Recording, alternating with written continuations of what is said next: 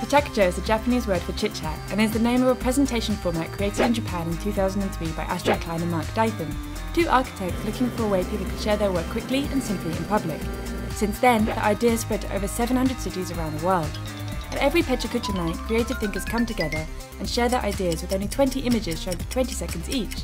PechaKucha, a fast, fun format. Find a location, join the conversation. Our next speaker is originally from Detroit, Michigan. I say Detroit sometimes, right? I'm not sure. Earned a doctorate in educational leadership from DePaul University and currently serves as the Dean of Campus Life at the New York Institute of Technology.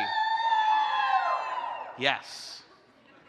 When not doing deanly things, she enjoys attending old school hip hop or R&B shows with artists like Boyz II Men and Maxwell.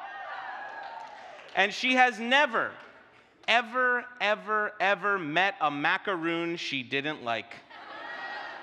Here to talk to us about her take on first-generation college students, please welcome to the stage Anne-Marie Klotz.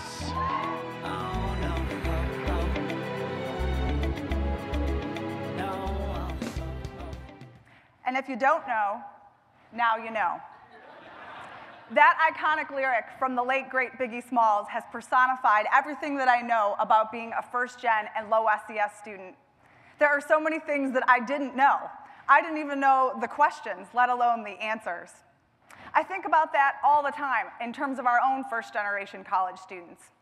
This talk for me is personal and it's urgent. It's personal because America believes that people who look like me did not grow up in poverty.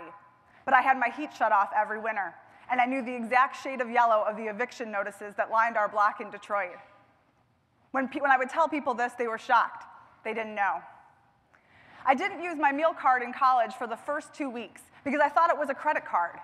I never had a credit card, but I knew enough to know that they were bad news, and I wanted to stay away from that. I didn't know. I got my financial aid check from our university a couple weeks after starting, and it was an enormous sum, $936.28. It was so big, I could barely touch it. I went to the bank across the street, my first time at a bank, and the lady said to endorse it. Endorse it? Like support it? Like present it? Like...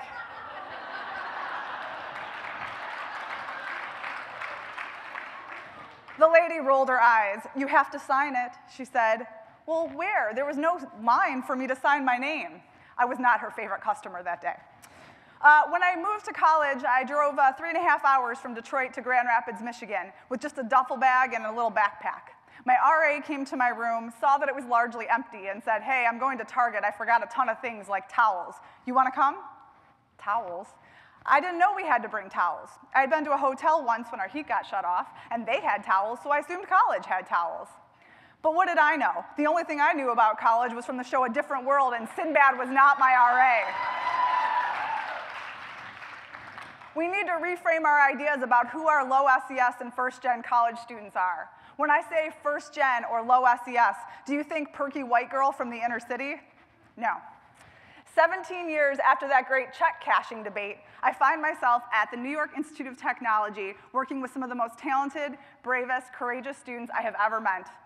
I see their frustration and isolation they feel when they don't know the answers or the questions. I feel so empowered to work with this incredible group of students. They need us more now than ever. They don't always want to be discovered, but we have to find them anyway. I want to talk to you about a couple of strategies that we can employ to help our first-gen college students and help them to be successful. The first one, don't label them as millennials. While their birth year might actually put them in this generational category, for first-gen, low SES, and a lot of students of color, they just don't fit the mold of a lot of those traditional stereotypes. Don't assume they're tech-savvy. A lot of them are still using computer labs at huge rates because they don't have the kind of technology or software to do their work. When I started at NYIT, I asked a student if I could see his ID picture. He was a senior and he was graduating, and I wanted to see his picture from his freshman year. He looked a little embarrassed and did not want to show me. I said, "What's up?"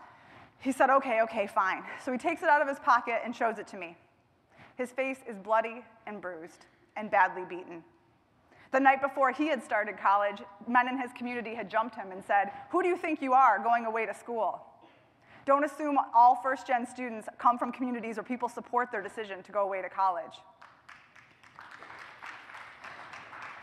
Another strategy is that we have to consider that career preparation is one of the most important things we're doing. Leadership development, identity development, all important. But if we can't get them a job, we have failed our students. You need to know that not all students have a safety net. When I was in college and I got an ear infection and prescriptions were $120, how was I going to pay for that? I didn't have family back home that could do that for me. Luckily, I had a friend who was kind and generous enough to get me there, but not all students have that, and not having a safety net impacts our students tremendously. We talk about graduation as the definitive day, and yes, it is a day of great celebration. But again, if we are not taking active steps every single day to secure employment post-graduation, we have failed them. I cannot make this more clear. We also need to consider that the role of parents are different. When we're talking about helicopter parents, we're largely not talking about first-gen and low SES students. These students have such a commitment to their community and to their families that is so far different than what we would consider typical for a college student. We must understand how their family impacts their experience here at the university. We also have to know that first-gen and low SES students don't know the rules of the game. They don't even know what game they're playing. And while some students at our universities may have the opportunity to have tutors to help them prep for SAT courses, for most of our students, they're just winging it. We also need to be mindful to not lower the bar for these students. They are so used to hearing that we just got to get them through, they just got to make it. How about we focus on them thriving, not just surviving?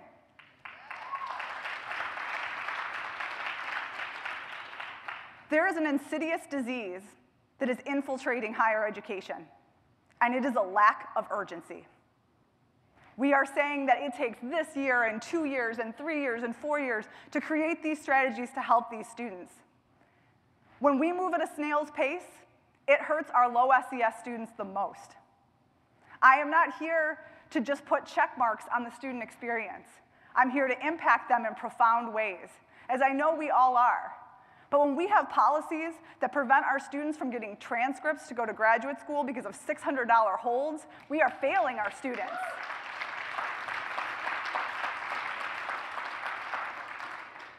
And so if you don't know, now you know. So let's flip the script and do better today. Thank you.